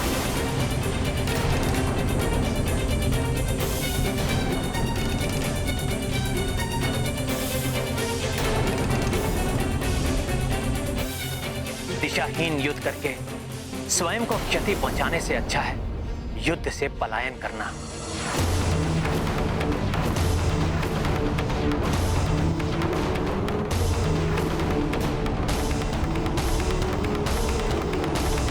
महाराज महाराज सुग्रीव, आपसे मेरा विनम्र निवेदन है कि आप अति शीघ्र अपनी सेना के साथ यहां से लौट जाइए।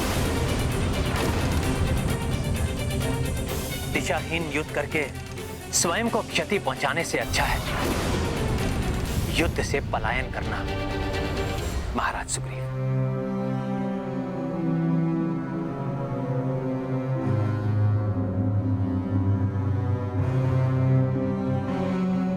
प्रभु, मैं संपूर्ण वानर सेना की ओर से आपसे क्षमा मांगता हूं। प्रभु, हैं तो सब वानर बुद्धिहीना। आप चाहें तो इस मूर्खता के लिए हमें कठोर से कठोर दंड दें, किंतु यहां से वापस जाने जैसा दंड ना दें। यहां से वापस जाने से अच्छा तो होगा कि हम अपने जीवन का अंत कर दें। प्रभु, प्रभु, हम अपनी देह का त्याग कर सकते हैं, परंतु आपको इस प्रकार छोड़कर नहीं जा सकते। प्रभु, नहीं जा सकते, नहीं जा सकते प्रभु।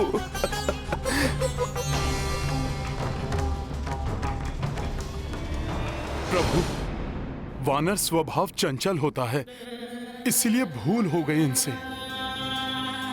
पहली भूल समझकर क्षमा कर दीजिए। मैं आपको विश्वास दिलाता हूं प्रभु, आगे से संपूर्ण वानर सेना आप ही के बनाए हुए नियम और आदेशों का पालन करेगी। प्रभु,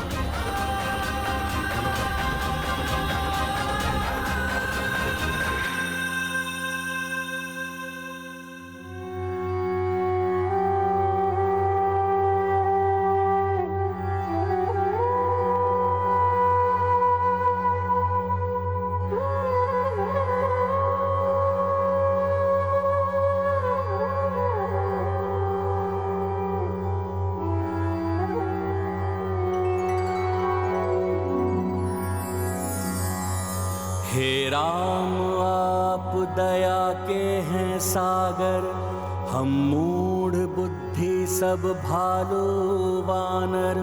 भक्तों से राघव हुई भूल भारी, दंड के हम उद्दंड अधिकारी। किंतु ना ऐसा क्षमाशील कोई, करुणा करा पंकज पद के सोई। करबद्ध हम हैं, क्षमा दो कृपाला। हे दीन बंधु दीन दयाला। श्री राम जय राम भज मन, जय नाथ निर्गुण पाप निकंदन।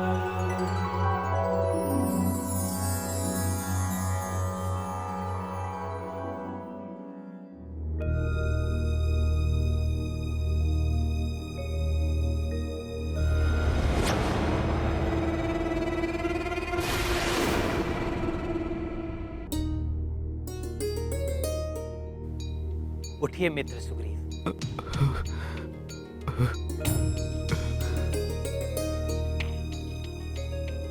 आप सबको प्रतीत हो रहा होगा कि मैं कुछ अधिक ही कठोर हो गया हूं।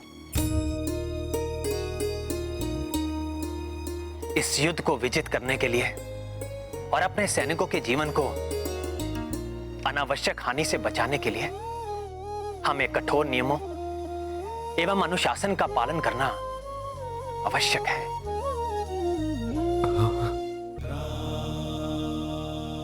हाँ हाँ प्रभु, हम आपके द्वारा निर्धारित नियमों का कठोरता से पालन करेंगे प्रभु। हाँ, हम पालन करेंगे प्रभु।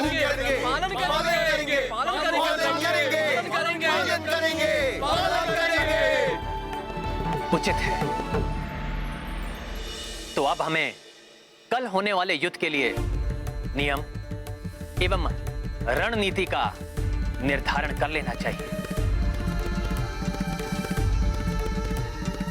श्री रामचंद्र की जय, श्री रामचंद्र की जय, जय श्री राम, जय श्री राम। विभीषण जी, आप तो रावण के बारे में सब जानते हैं, आप ही बताइए सर्वप्रथम वो क्या करेगा, कौन होगा उसका प्रथम लक्ष्य?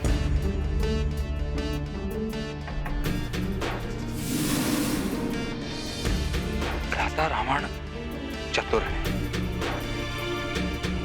उनका प्रथम एवं सर्वोपरि लक्ष्य होगा आपका एवं भ्राता लक्ष्मण का वध करना, जिससे युद्ध के आरंभ में ही युद्ध का अंत हो जाए। क्षमा करें विभीषण जी, आज रावण ने जो हमारी विशाल वानर सेना का उत्साह, ओज और शक्ति देखी है, उसे ध्यान में रखते हुए वो सर्वप्रथम उस शक्ति और उत्साह को निष्क्रिय करने का प्रयास करेगा। और किसी भी सेना की शक्ति उसके राजा से होती है, अतः उसका सर्वप्रथम लक्ष्य महाराज सुग्रीव हो सकते हैं।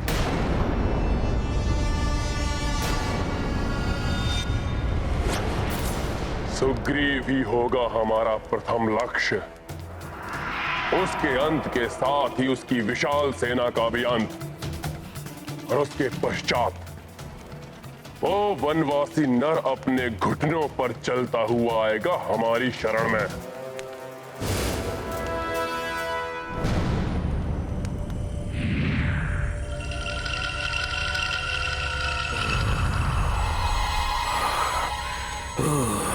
दे दो जीवा।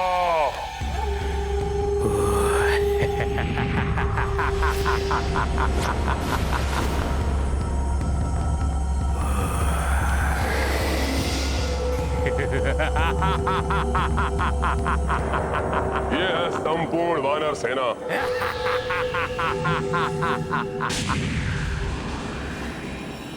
आप चिंतित ना हो महाबली, मैं स्वयं जाऊंगा उस सुग्रीव का अंत करने।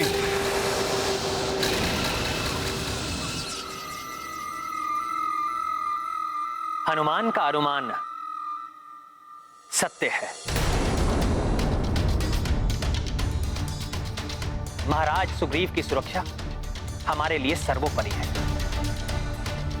अतः महाराज सुग्रीव सदा सेना के मध्य में ही स्थित रहेंगे और उनके निकट हमारे महाबली योद्धा विभिन्न सुरक्षा पंक्तियां बनाकर इन्हें चारों ओर से घेरे रहेंगे।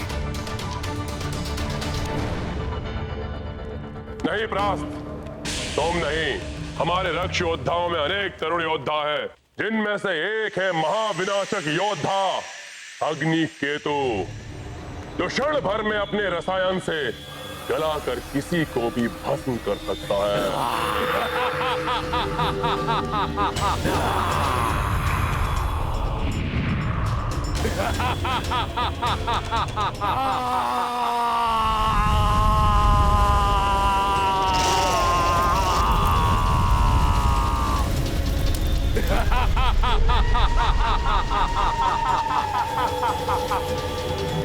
ये अग्निकेतु उन सभी वानरों को पिघलाकर भस्म कर देगा जो सुग्रीव की सुरक्षा में लगे हुए हैं। मैं स्वयं महाराज सुग्रीव की सुरक्षा में रहूंगा और मेरे साथ लक्ष्मण भी रहेंगे। हम महाराज की निकटतम पंक्ति में रहेंगे। हमारे धनुर्धारी होने का अतिरिक्त लाभ हमारी आगे वाली उस सेना को प्राप्त होगा जो आगे जाकर 3 भागों में बटी हुई होगी, जिसका नेतृत्व हमारे सर्वश्रेष्ठ योद्धा करेंगे। तो ठीक है, प्रभु श्री राम की सामने वाली पंक्ति का नेतृत्व मामा श्री जामवंत और युवराज अंगद करेंगे, और उनके सामने आने वाले शत्रु को ढेर करने के लिए आगे होंगे महाबली नल, नील और सुषेण जी, और उनके पीछे दूसरी पंक्ति में गवई, गवाक्ष और गंधमादन। किंतु स्मरण रहे, भ्राता रावण आकाश एवं पाताल से भी आक्रमण करने की क्षमता रखते हैं। यदि प्रभु का आदेश हो तो मैं किसी ऐसे उच्च शिखर पर स्थिर रहूंगा जहां से दोनों ओर होने वाली गतिविधियों पर दृष्टि रख सकूं। भ्राता रावण क्रूर है। वो बर्बर एवं महाविनाशकारी आक्रमण करके महाराज सुग्रीव को क्षति पहुंचा सकते हैं। सत्य कहा आपने महाराज विभीषण, किंतु हनुमान रावण के किसी भी बर्बर आक्रमण को सफल नहीं होने देगा।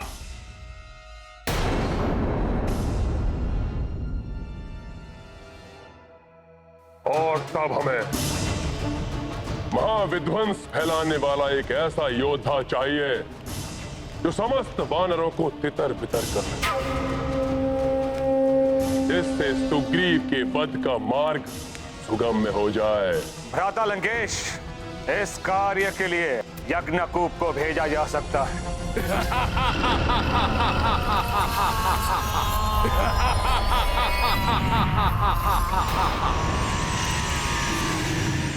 यज्ञकूप के भीषण चिंगाड़ के उठने वाली तरंगे इतनी घातक हैं कि निकट में खड़े हुए बड़े से बड़े योद्धा के कण फट जाते हैं।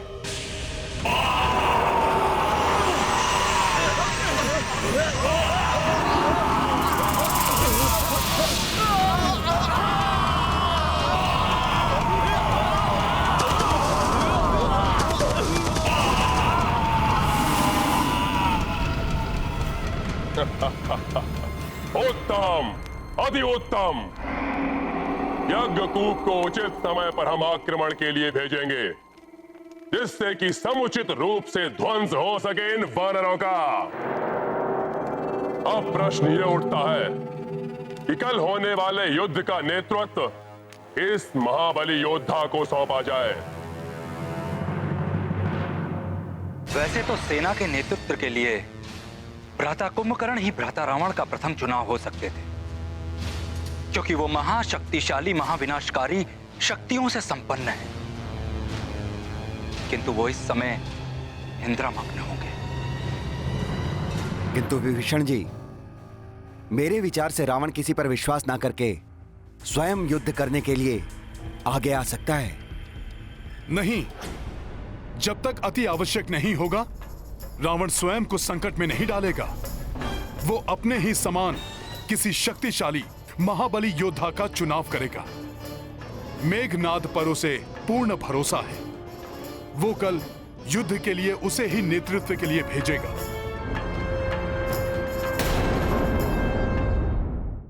मेरे प्रिय पुत्र मेघनाद, कल युद्ध में सेना का नेतृत्व तुम करोगे। शत्रु सेना का नाश करके लंका की धूल में मिला दो उन तुच्छ वानरों और उस वनवासी नर को। आपकी आज्ञा शिरोधार्य पिताश्री। मैं आपको निराश नहीं करूंगा। कल इसी समय उन मूर्खों पर विजय प्राप्त करके हम विजयोत्सव मनाएंगे। किंतु स्मरण रहे पुत्र, तुम्हें सावधान रहना होगा उस द्रोही विभीषण से, क्योंकि मैं उन सभी दानवों के भेद, उनकी मायावी शक्तियों से भली भांति परिचित हूं, जिन्हें भ्राता रावण भेज सकते हैं। अतः विभीषण जी, आपको सेना के तीनों टुकड़ियों के कहीं मध्य में ही स्थित होना चाहिए, जिससे कि आप सबको सतर्क कर सकें कि किस रक्ष योद्धा का सामना किस प्रकार करना है। हनुमान का सुझाव उचित है। आप सबके मध्य में ही स्थित होंगे।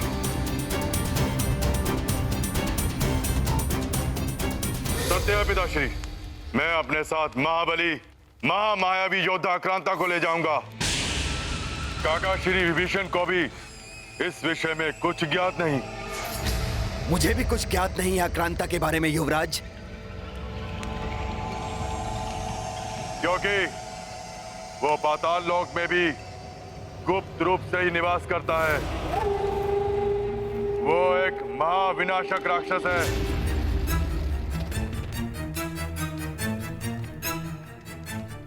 क्योंकि उसकी देह में प्रचंड ज्वाला है जो सदैव धधकती रहती है।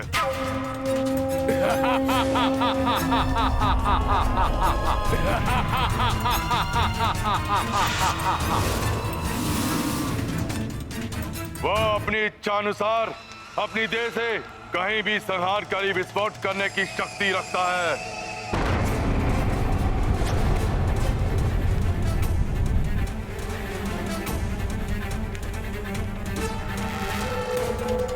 अर्थात मात्र उसको एक ही बार प्रयोग किया जा सकता है,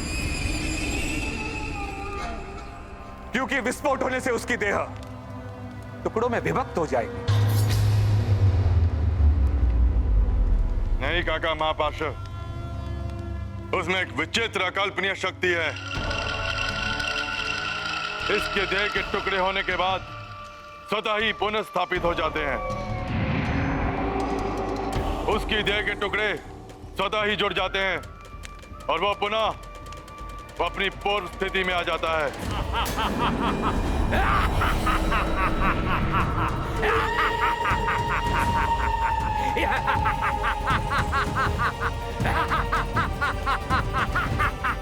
हाँ पिताश्री, कल के युद्ध में अक्रांता ही मेरा प्रमुख शस्त्र होगा।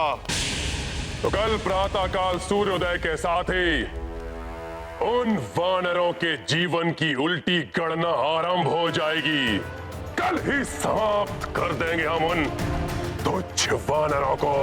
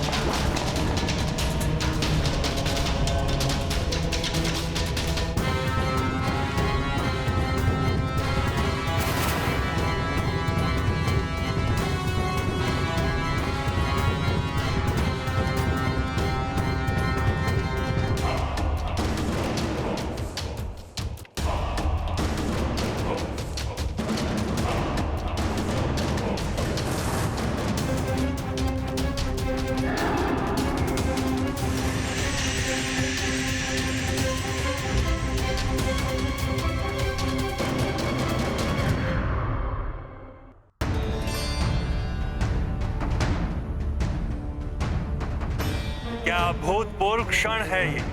एक और धर्म है तो दूसरी ओर अधर्म, एक और मर्यादा है तो दूसरी ओर अहंकार, एक और विशुद्ध भक्ति है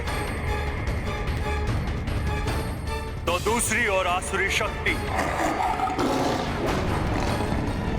इनके मध्य होने वाले भीषण महासंग्राम का साक्षी कौन नहीं बनना चाहे।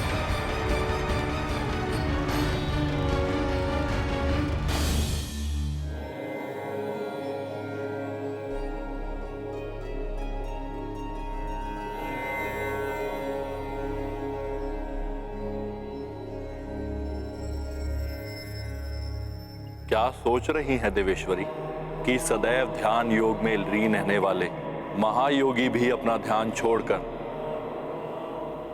इस महासंग्राम को इतनी रुचि से क्यों देख रहे हैं? ये कोई साधारण संग्राम नहीं है देवेश्वरी। पाप और पुण्य के मध्य होने वाला ये धर्मयुद्ध संसार के लिए बहुत ही निर्णायक सिद्ध होने वाला है। देखिए ना, एक ओर मेरे आराध्य श्री राम है और दूसरी ओर मेरा ही महाभक्त रावण है। और इस युद्ध को निर्णायक मोड़ देने वाले भी तो मेरे ही रुद्रांश हनुमान है। ऐसे युद्ध को तो आप भी पूर्ण रुचि के साथ देखना चाहेंगी देवी। जब हम इस युद्ध को लेकर इतने व्याकुल हैं तो कल्पना कीजिए कि देवी सीता के हृदय पर इस समय क्या बीत रही होगी।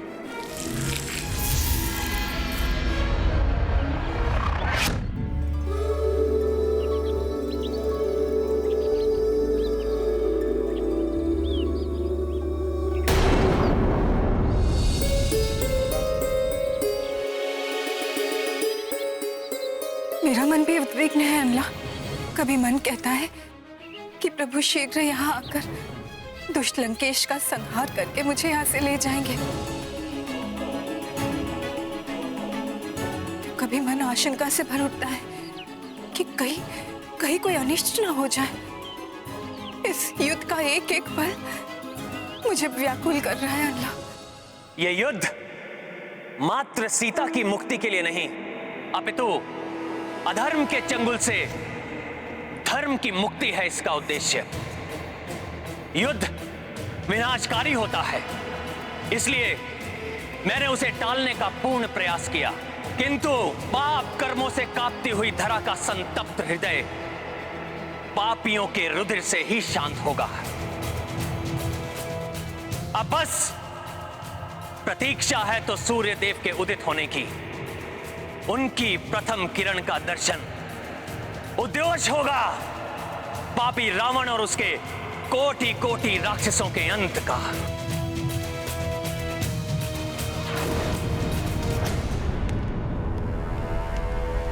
आज के सूर्य से उदित होने वाली प्रथम किरण कहीं मेरे हृदय को अंधकार से न भर दे।